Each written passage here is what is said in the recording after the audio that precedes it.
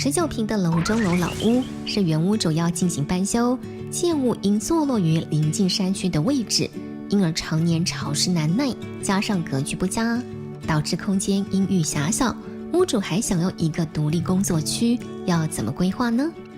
在今天的节目里，我们想提醒留意3大重点。我们会先介绍垂直动线如何设计可以节省空间，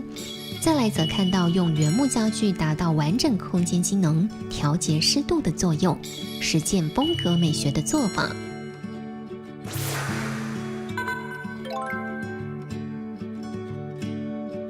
现在定位为电视墙之处为承重墙，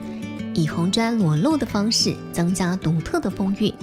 而楼梯则与沙发结合，下方结合造型门片及开放式展示层架，规划为储物空间，增加使用机能。当楼梯位移至空间中心后，同时架构出餐厨和书房，并运用不封板的做法，让光线得以相互分享。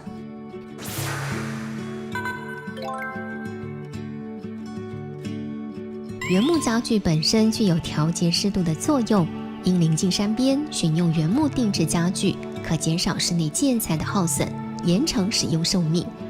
透过定制实木家具，可实现各种可能性，像是楼梯下方的多面柜、造型扶手、壁龛，让居家空间独特又有造型。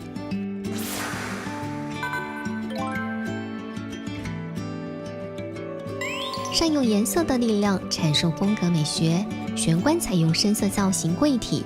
宛如曲径通幽。进入主要空间则善用清浅的色系，降低实木可能有的敦厚感，并透过层次分明的仿旧刷色，让整体显得百看不腻。原木工坊客制化手工实木家具的设计师李佳玉与木作团队，提倡以定制家具来做装潢的概念，选用量身定制的颜色与造型，赋予原木生命，让空间美学更有特色。